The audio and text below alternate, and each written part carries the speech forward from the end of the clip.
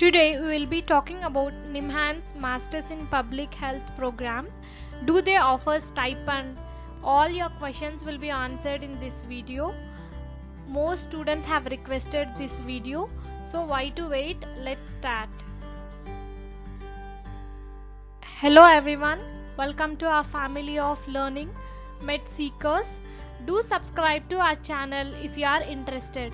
It keeps me motivated to make more videos.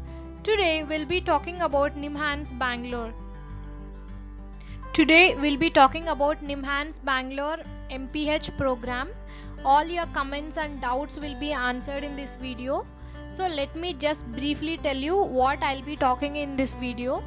I'll discuss about eligibility criteria, exam patterns and placements, and how to prepare for NIMHANS entrance exam, and do they offer placements, do they offer stipend. All your doubts I'll clear in this video.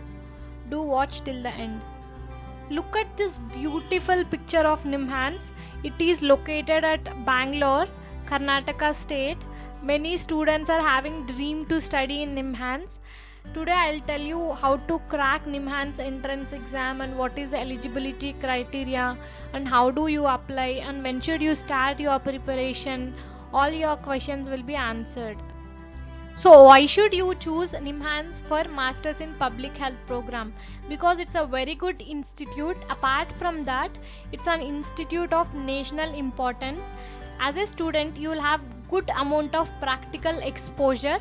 It offers very good amount of stipend. Very rarely in India, very few universities offer stipend for Masters in Public Health program. So this is one of the biggest advantages for NIMHANS, and it is operated autonomously under the Ministry of Health and Family Welfare, so that you can have a clinical exposure to participate in very many national health programs. And fee structure is also very nominal. If you see here I have mentioned it's around 96,840 Indian rupees. So for 2 years it's around 1 lakh. Compared to other private institutes, it's a very good point. And another biggest advantage is that they do offer 25,000 rupees stipend to students who are pursuing Masters in Public Health program at NIMHANS. This makes your Masters program student life easy, right? Isn't it? Coming to seat availability, there are 10 seats, 5 for sponsored category and 5 for non-sponsored category. Total intake of students are 10. 10 students they select every year for Masters in Public Health. As I mentioned in the earlier slide, they have distributed seats 5 for sponsored category and 5 for non-sponsored category. So let's check what is the eligibility criteria for sponsored, what is the eligibility criteria for non-sponsored. Listen to this eligibility criteria very carefully, students. First point is that you should be an Indian citizen. Second point is that to apply under sponsored category, you should be a permanent employee of either state government or central government. So this is the eligibility criteria for sponsored category. Don't worry if you don't belong to sponsored category. Till we have 5 seats for non-sponsored category. I'll tell you what is non-sponsored categories. So what is non-sponsored category? Like students who are having MBBS degree or bachelor's in dental sciences or veterinary sciences. Only these 3 UG degrees are accepted. No other UG degrees are accepted, like BSc Nursing, BSc Perfusion Technology, BSc Physiotherapy, BSc Medical Laboratory Technology. All these degrees are not acceptable under non-sponsored category. If you are having MBBS degree, or if you have done BDS, or if you have done BSc Veterinary Sciences, you are eligible. Other than these 3 UG degrees, if you have done post-graduation in sociology or post-graduation in statistics, post-graduation in environmental sciences or physiotherapy, occupational therapy, social work, economics, all the degrees what I have mentioned here, those who have done post-graduation in these subjects are eligible. Suppose if you are a how to tell you example, like if you take an example of physiotherapy student who have done bachelor's in physiotherapy, he is not eligible. If he has done master's in physiotherapy, then he is eligible. Hope you got it. This is the eligibility criteria.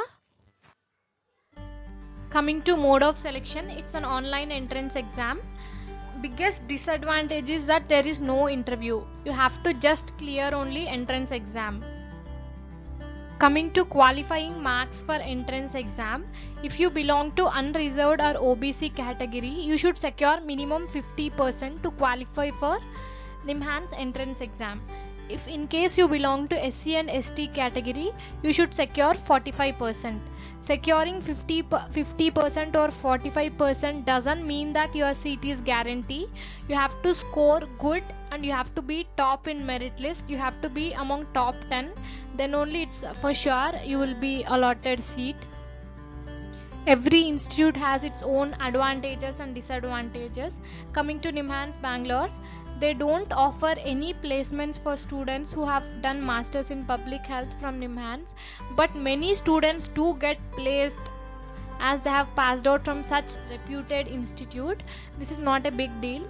Coming to second one, only few UG courses are accepted. Suppose if we take example, they do accept only 3 courses, UG courses, MBBS, BDS and veterinary sciences. They don't accept UG of Ayush, they don't accept UG of physiotherapy, they don't accept UG of social sciences, they don't accept UG of nursing, all that. Let me take you example A. She or she have done nursing, BSc nursing. She is not eligible for MPH program. If the same person A, she have done masters in nursing, then she is eligible for masters in public health program.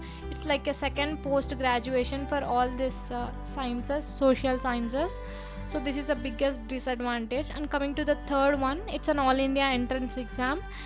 You will have high competition, but nothing is impossible. Students, give your best. There are 5 seats, you need only 1, not 5. So give your 100%. Have a great day. Any doubts? Feel free to comment. All the very best for students who are preparing for NIMHANS entrance exam.